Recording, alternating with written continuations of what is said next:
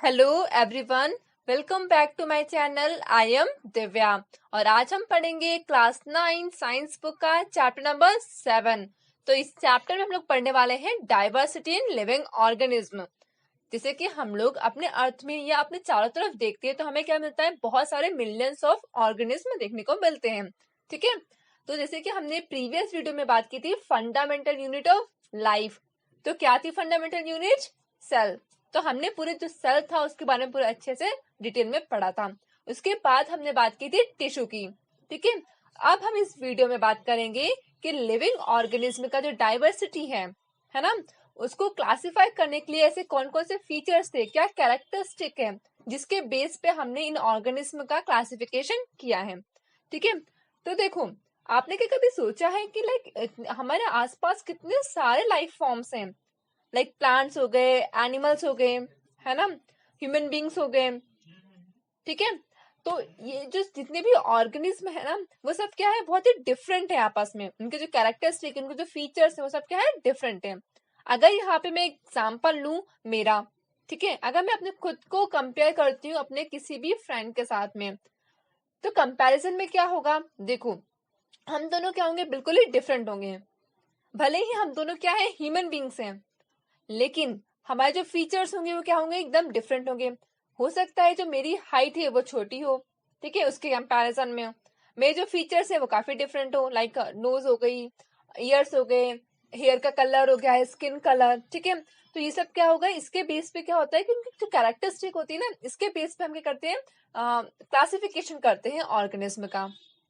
अब यहाँ पे देखो एक और पॉइंट है, फ्रेंड जो हैंड का स्पैन होता है ना, इवन वो भी क्या होता है, डिफरेंट होता है। अब यहाँ पे देखो, अगर मैं जो हम जो कंपैरिजन कर रहे हैं ना, आवर सेल्फ का मतलब खुद का और अपने फ्रेंड के साथ में, अगर वहां पे अपने मंकी को इंक्लूड करती हूँ, एक बंदर को लाती हूँ बीच में, तो क्या होगा, जो उस टाइम पे क्या होगा, मैं और जो मेरी फ्रेंड है, हम दोनों क्या होंगे, हमारे फीचर्स क्या होंगे, कुछ कुछ सेम होंगे। लाइक हमारे पास 2 आईज होगी, एक नोज होगा। ठीक है, तो हम क्या होंगे, थोड़ा थोड़ा हमारा जो कैरेक्टरिस्टिक होगा वो सेम होंगे, लेकिन जो मंकी होगा वो तो डिफरेंट हो जाएगा। तो उसकी जो क्लास, उसका जो क्लास होगा वो क्या हो जाएगा, डिफरेंट हो जाएगा, है ना। उसको जो कैटेगराइज करेंगे हम, तो डिफरेंट कैटेगरी में आएगा, और हम दोनों सेम कैटेगरी में आएंगे। तो इसी तरीके से क्या होता है, यही फीचर्स देख के हम कैरेक्टरिस्टिक और उसके बेसिक फीचर्स को देख के क्लासिफिकेशन करते हैं लिविंग ऑर्गेनिज्म का। अब एक एक्टिविटी है, हमने सुना होगा देसी काऊ और जर्सी काऊ, है ना। जो एक्चुअली जो जर्सी काऊ और देसी काऊ है ना, क्या दोनों एक जैसी दिखती हैं क्या? नहीं दिखती, है ना। अब क्या जितनी भी देसी काऊ हैं, क्या वो एक जैसे दिखते हैं क्या? नहीं। वहीं पे बात करें, अगर हमें आइडेंटिफाई करना हो, बहुत सारे काऊ हैं और हमें आइडेंटिफाई करना हो कि उसके उनमें से जर्सी काऊ कौन सी है, देसी काऊ के भीड़ में, क्राउड जो होता है देसी, अगर सपोज करो एक बहुत बड़ा फेयर लगा है, वहां पे सारी की सारी क्या है, देसी काऊ हैं, और उनके बीच में जर्सी काऊ भी है एक दो, तो इजीली आप आइडेंटिफाई कर सकते हो कि हाँ ये जर्सी काऊ हैं। ठीक है, अब देखो, इस एक्टिविटी के बेस पे हमने ये डिसाइड किया कि ऐसे कौन से कैरेक्टरिस्टिक होंगे जो बहुत ही इंपॉर्टेंट होंगे, जिस जिस उस कैरेक्टरिस्टिक को देख के हम क्या कर सकते हैं, उसकी कैटेगरी को फॉर्म कर सकते हैं। ठीक है, तो देखो, अगर देखो हमारे जो अगर हम तो चारों तरफ देखते तो कितने बहुत सारे क्या होते हैं, लाइफ फॉर्म्स इस अर्थ पे अकर करते हैं। वहीं पे अगर बात करें तो एक तरफ तो बहुत ही माइक्रोस्कोपिक बैक्टीरिया है जिसका साइज कैसा है, फ्यू माइक्रोमीटर में है। वहीं पे दूसरी तरफ हम देखते हैं तो ब्लू व्हेल हो गई, रेडवुड ट्रीज जो कि कैलिफोर्निया में मिलता है, उनका जो साइज है वो अप्रोक्सीमेट साइज होता है 30 मीटर्स, और जो रेडवुड ट्रीज है वो 100 मीटर्स तक लंबा होता है। तो देखते हैं ना, वही इतनी माइन्यूट सी चीज एक तरफ है, वहीं पे इतने लार्ज। ठीक है, तो मतलब देखो कितना ये थोड़ा नेचर में कितना कॉम्प्लेक्स है ना, कि एक तरफ इतने छोटे छोटे ऑर्गेनिज्म है, वहीं दूसरी तरफ इतने बड़े और इतने लार्ज ऑर्गेनिज्म है। और अगर हम बात करें कि उनकी जो लिविंग कैपेसिटी होती है ना, कि कौन कितने साल तक वो अर्थ पे रह सकते हैं। ठीक है, तो देखो, कुछ तो ऐसे होते हैं जो थाउजेंड्स ऑफ ईयर तक अर्थ पे सरवाइव करते हैं। वहीं पे जो इंसेक्ट्स हैं, लाइक मॉस्किटो, वो तो with in a few days, एक दो दिन में, मतलब with in a few days में क्या हो जाता, वो मर जाते हैं। ठीक है। तो life also range from colourless और even transparent worms to brightly coloured birds and flower. Even जो जितने भी ऑर्गेनिज्म है सबका कलर क्या होता है, डिफरेंट होता है। कुछ ऐसे ऑर्गेनिज्म है जो कि कलरलेस है, उनके पास कोई कलर ही नहीं है, एकदम ट्रांसपेरेंट है। कुछ वॉर्म्स ऐसे हैं, वहीं पे कुछ ऐसे हैं बर्ड्स एंड फ्लावर जो बहुत ही कलरफुल है, लाइक बटरफ्लाई हो गई, है ना। तो फ्लावर्स कितने जो मतलब फ्लावर्स कितनी वैरायटी के फ्लावर्स हमें देखने को मिलते हैं, ठीक है, इनका एक स्पेसिफिक कलर होता है। तो वही यही डिफरेंस है ना कि मतलब हमारे पास सब कुछ है, कलरलेस भी है, कलरफुल चीजें भी हैं। तो यही जो बी वाइब्रेंट वैरायटी है ना लाइफ का अराउंड अस, वो इवॉल्व करती रहती है अर्थ पे मिलियन ऑफ ईयर्स तक, ठीक है। We do not have more than a tiny fraction of this time to try and मतलब हम इतने सारे ऑर्गेनिज्म है ना कि हमारे पास इतना टाइम ही नहीं है, ठीक है। तो कि हम जितने भी ऑर्गेनिज्म हैं उनको अच्छे से अंडरस्टैंड कर सके एक एक पर्टिकुलर ऑर्गेनिज्म को लेके। इसीलिए क्या करते हैं, इन्हें हम लोग इनके सिमिलैरिटीज के बेस पे कि उनमें क्या क्या सिमिलर कैरेक्टरिस्टिक है, उनके बेस पे हम क्या करते हैं, इनकी क्लास को बना क्लासिफाई करते हैं, ठीक है। और जब हम क्लास बना लेंगे तो उसके पर्टिकुलर जो उसके फीचर्स होंगे उनको स्टडी करेंगे, ठीक है, डिफरेंट क्लास और ग्रुप्स और एज अ होल। अब बात करते हैं कि ऐसा what is the basis of classification. अब क्लासिफिकेशन करने के लिए क्या बेस है, ठीक है। तो देखो एरिस्टोटल, एक ग्रीक थिंकर थे एरिस्टोटल, जिन्होंने सबसे पहले क्लासिफाई किया था एनिमल्स को according to whether they lived on, किसके बेस पे, कि वो लोग कहाँ रहते हैं। तो इन्होंने 3 क्लास में इनको क्लासिफाई किया था। पहला था लैंड, दूसरा water and at last air. मतलब उन्होंने क्लास जो एनिमल्स लैंड पे रहते हैं उन्हें लैंड में की क्लास में इंक्लूड कर दिया, जो वाटर में रहते हैं उन्हें वाटर की क्लास में इंक्लूड कर दिया, जो एयर में रहते हैं उन्हें एयर वाली कैटेगरी में इंक्लूड कर दिया। लेकिन ये बहुत ही सिंपल वे है देखने का लाइफ को, बट क्योंकि इसमें बहुत सारी क्या होती है मिसलीडिंग कंफ्यूजन भी क्रिएट होता है। क्योंकि देखो क्या होता है, अगर मैं एग्जांपल लूं, एनिमल्स बहुत सारे एनिमल्स रहते हैं जो कि सी में रहते हैं, लाइक कोरल्स हो गया, whales, octopus, starfish and shark. अब देखो ये जितने भी मैंने एग्जांपल लिए इनमें कोई भी बेसिक फीचर नहीं है जो सिमिलर हो, ठीक है, सब क्या है, डिफरेंट है। हाँ, इनमें एक चीज कॉमन है, वो ये है कि उनका जो हैबिटेट है, कहाँ वो रहते हैं, वो चीज कॉमन है कि सब कहाँ रहते हैं, वाटर में सर्वाइव करते हैं, ठीक है। लेकिन इसके अलावा इनमें कोई भी सिमिलैरिटीज नहीं है। इसलिए हमें क्या हुआ, इसलिए हमें और कैरेक्टरिस्टिक देखने की जरूरत है जिसके बेस पे हम इन्हें फर्दर क्लासिफाई कर सके। तो हमें कुछ नए कुछ दूसरे सेट ऑफ कैरेक्टरिस्टिक देखने पड़ेंगे, मेकिंग सब, ताकि उसके सब ग्रुप्स बना सकें। तो उसके देखो 3-4 पॉइंट्स हैं जो हम देखते हैं। तो देखो जितने भी यूकैरियोटिक सेल होते हैं ना, हमने प्रीवियस वीडियो में पढ़ा था कि प्रोकैरियोटिक सेल और यूकैरियोटिक सेल में क्या डिफरेंस है, हमें ऑलरेडी पढ़ चुके हैं। तो देखो यहाँ पे जितने भी यूकैरियोटिक सेल होते हैं उनके पास एक मेम्ब्रेन होती है, मतलब एक परमानेंट न्यूक्लियर मेम्ब्रेन होती है, ठीक है। उस मेम्ब्रेन में जो बाउंड ऑर्गेनेल्स होते हैं उसमें न्यूक्लियस होती है जो कि अलाउ करती है सेलुलर प्रोसेस को, ठीक है, बहुत ही efficiently in isolation from each other. इसकी वजह से क्या होते हैं ऑर्गेनिज्म, और वहीं पे बात करें organism which do not have a clearly demarcated nucleus, इनके पास बिल्कुल न्यूक्लियस नहीं होती, मतलब prokaryote and other organism would need to have their biochemical pathway organised in very different ways. तो इस वजह से एक effect on every aspect of cell design. Further nucleated cells would have the capacity to participate in making a multicellular organism because they can take a specialized function.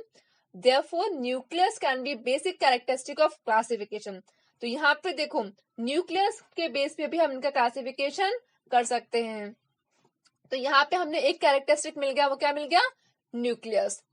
अब दूसरी बात करें तो यहाँ देखो कुछ ऑर्गेनिज्म ऐसे होते हैं जो सिंगल सेल से मिलकर बने होते हैं, लाइक एग्जांपल हो गया अमीबा, उसके पास सिर्फ एक ही सेल होता है, यूनिसेलुलर ऑर्गेनिज्म है। वहीं पे हमारी जो बॉडी है, ह्यूमन बींग्स है, वो सब किससे मिलकर बने हैं, मल्टी सेलुलर। तो सेल के बेस पे भी हम इनको क्लासिफाई कर सकते हैं। तो हमें दूसरा कैरेक्टरिस्टिक मिल गया सेल, कि वो एक सेल से मिलकर बने हैं या बहुत सारे सेल से मिलकर बने हैं। अब देखो, क्योंकि अमीबा में क्या होता है, एक ही सेल होता है जो उनके रेस्पिरेशन का भी काम करता है, डाइजेशन का भी काम करता है और एक्सक्रीशन का भी काम करता है। वहीं पे मल्टी सेलुलर जो ऑर्गेनिज्म होते हैं, उनके पास जितने भी सेल्स होते हैं ना, तो वो हर एक सेल है ना, जितना भी जो हमारा सिस्टम है, डाइजेस्टिव सिस्टम हो गया, उसके लिए डिफरेंट ग्रुप ऑफ सेल होंगे, रेस्पिरेटरी सिस्टम के लिए डिफरेंट ग्रुप ऑफ सेल होंगे, एक्सक्रीशन के लिए डिफरेंट ग्रुप ऑफ सेल होंगे। ठीक है, तो सेल के बेस पे भी हम इनको क्लासिफाई कर सकते हैं। दूसरा पॉइंट ये है। तीसरा पॉइंट यहाँ पे ये है कि जितने भी ऑर्गेनिज्म है ना, वो अपना जो फूड है वो कैसे प्रिपेयर करते हैं। अगर वो खुद से मतलब खुद से ही प्रिपेयर कर रहे हैं, ठीक है, तो उन्हें क्या बोलते हैं, ऑटोट्रॉप्स। लाइक प्लांट्स हो गए, वो फोटोसिंथेसिस की हेल्प से क्या होते हैं, अपना खाना खुद बनाते हैं, उन्हें हम ऑटोट्रॉप्स बोलते हैं। वहीं पे बात करें एनिमल्स की, ह्यूमन बींग्स की, तो वो क्या है, वो डिपेंड है किसी और चीज पे, तो वो क्या है, हेट्रोट्रॉप्स हैं। ठीक है, तो हम नेचर ऑफ फूड की किस तरह हम अपना फूड प्रिपेयर करते हैं, इसके बेस पे भी हम उनको क्लासिफाई कर सकते हैं।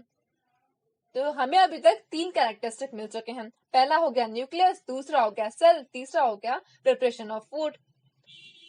अब बात करें of the animals, how does the individual body develop and organize its different parts, and what are the specialized organs found for different function। मतलब कैसे किसी भी एनिमल या कोई भी इंडिविजुअल की बॉडी होती है, वो कैसे डेवलप करती है और ऑर्गेनाइज करती है, एक डिफरेंट पार्ट्स क्रिएट करती है, उसके बाद वो पर्टिकुलर पार्ट एक अपना ही स्पेशल फंक्शन परफॉर्म करता है उसके बेस पे। ठीक है, इसके बेस पे जितने भी क्वेश्चन अभी वहां पे अराइज हुए ना 3-4, उसके बेस पे एक हायरकी डेवलप की जा सकती है। ठीक है, उस हायरकी के जितने भी कैरेक्टरिस्टिक होंगे ना, body design use for classification of plant will be very different. अब देखो, प्लांट का क्लासिफिकेशन करना होगा तो उसके लिए डिफरेंट बॉडी डिजाइन होगी। एनिमल की बात करेंगे तो उसके लिए डिफरेंट बॉडी डिजाइन होगी। ठीक है, like based on the need to make their own food, acquire it, therefore these design features as skeleton, having a skeleton for example, are to be used make subgroups बनाने के लिए ये features, ये design देखे जाते हैं। ठीक है, rather than making broad groups, like broad groups तो हमने बना दिया कि हाँ एक प्लांट है और एक एनिमल। ठीक है, ये क्या हो गया, ये तो ब्रॉड ग्रुप हो गया। अब इसके भी सब ग्रुप्स बनाने हैं हमें, तो उसके बाद हम क्या देखेंगे, ये जो मैंने पॉइंट्स बताया ना कैरेक्टरिस्टिक, उनके जो बेसिक फीचर्स, उनके बॉडी डिजाइन को देखेंगे, और उसके बाद प्लांट को फिर क्लासिफाई करेंगे, एनिमल को क्लासिफाई करेंगे। ठीक है, अब नेक्स्ट टॉपिक पे चलते हैं, क्लासिफिकेशन एंड इवोल्यूशन। जितने भी लिविंग थिंग्स है ना, वो कैसे उनका क्लासिफिकेशन हुआ और कैसे वो इवॉल्व हुए हैं। तो देखो, जितने भी लिविंग थिंग्स है ना, आर वो identify and categorise on the basis of their body design. अपने उनके बॉडी डिजाइन के बेस पे, और उनका जो बॉडी का डिजाइन है वो क्या फंक्शन परफॉर्म करता है, उसके बेस पे ये सब आइडेंटिफाई किए जाते हैं, उनको कैटेगराइज किया गया है। अब कुछ कैरेक्टरिस्टिक ऐसे हैं to make more wide ranging change in the body design than others, there is a role of time. देखो क्या हुआ, जैसे जैसे टाइम बीतता जाता है ना, उसके वैसे वैसे हमारी जो बॉडी है उसमें भी चेंजेस आते जाते हैं। ठीक है, हम अडॉप्ट करते जाते हैं। लाइक अगर हम अभी देखें, हमारे जो एंसेस्टर थे, बहुत टाइम पहले की बात करें, थाउजेंड्स या मिलियंस ऑफ ईयर पहले पे जाए, तो हमें जो हम अगर एंसेस्टर को देखते हैं, तो वो मतलब आज जैसे हम आज रह रहे हैं ना, क्या वैसे रहते थे क्या, नहीं, फॉरेस्ट में रहते थे वो लोग। ठीक है, हंटिंग, गैदरिंग, पोचिंग, इसके बेस पे अपनी लाइफ को वो सर्वाइव करते थे। लेकिन आज सिचुएशन क्या है, आज डिफरेंट सिचुएशन है यहाँ पे। ठीक है, तो देखो टाइम के साथ साथ क्या जितने भी ऑर्गेनिज्म है ना, वो इवॉल्व होते जाते हैं और इस सराउंडिंग में अपने आप को अडेप्ट कर लेते हैं। ठीक है, तो इसका मतलब यही है कि जितना भी क्लासिफिकेशन होता है ना लाइफ का, form will be closely related to their evolution. वो किस पे रिलेट करता है, पूरा का पूरा इवोल्यूशन पे। अब इसी बेस पे जो चार्ल्स डार्विन जी थे, उन्होंने सबसे पहली बुक लिखी थी, describe this idea of evolution, जिसमें उन्होंने इवोल्यूशन टर्म को इंट्रोड्यूस किया था, उसके बारे में बताया था। उनकी बुक आई थी 1859 में। इस बुक में उन्होंने लिखा था, बताया था, द ऑरिजिन ऑफ स्पीशीज, कि कैसे स्पीशीज का इवोल्यूशन हुआ है अर्थ पे। ठीक है, तो इस बुक में पूरी उन्होंने डिटेल में बताया है। ये बुक 1859 में पब्लिश हुई थी।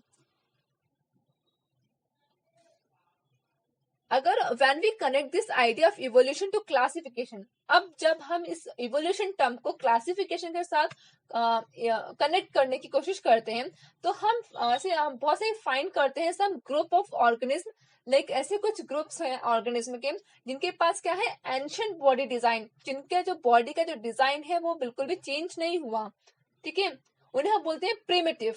यहाँ पे प्रिमिटिव का मतलब क्या है, पुराना, जैसा था वैसा ही है, ठीक है। वहीं पे कुछ ऐसे हैं जो हम सेकंड ग्रुप की बात करें, उन्हें बोलते हैं एडवांस और हायर ऑर्गेनिज्म, मतलब जो कि टाइम के साथ क्या हो चुके हैं, उनकी बॉडी में चेंजेस आ चुके हैं, वो मॉडिफाइड हो चुके हैं, एडवांस हो चुके हैं। देखो in reality these terms are not quite, लेकिन अगर प्रैक्टिकली बात करें तो ये टर्म्स इतने करेक्ट नहीं होंगे, इसलिए हम इन्हें बोलते हैं ओल्डर और ओल्डर ऑर्गेनिज्म और यंगर ऑर्गेनिज्म, ठीक है। तो यहाँ पे देखो इवोल्यूशन टर्म भी एक क्लासिफिकेशन का फैक्टर बन चुका है, जैसे सेल बना था, न्यूक्लियस था, प्रिपरेशन ऑफ फूड था, उसी तरीके से इवोल्यूशन भी एक फैक्टर है, ठीक है, क्लासिफिकेशन करने के लिए। Since there is a possibility that complexity in design will increase over evolutionary time, it may not be wrong to say that older organisms are simpler. मतलब जो ओल्डर ऑर्गेनिज्म होंगे ना, वो क्या होंगे, बहुत ही सिंपल होंगे, ठीक है, क्योंकि उनके पास एडवांस फंक्शन करने के लिए कोई ऐसा ऑर्गन्स नहीं होगा, ठीक है। वहीं पे बात करें, जो यंगर ऑर्गेनिज्म होंगे वो ज्यादा कॉम्प्लेक्स होंगे नेचर में। अब यहाँ देखो एक टर्म है बायोडाइवर्सिटी। तो बायोडाइवर्सिटी का क्या मतलब होता है, the diversity of life form. It is a word commonly use to refer to variety of, देखो हमारे आसपास क्या है, बहुत सारी वेराइटी की लाइफ एग्जिस्ट करती है एक पर्टिकुलर रीजन में, ठीक है। तो बायो मतलब क्या होता है, लिविंग। अब डाइवर्सिटी मतलब वेराइटी ऑफ लिविंग ऑर्गेनिज्म।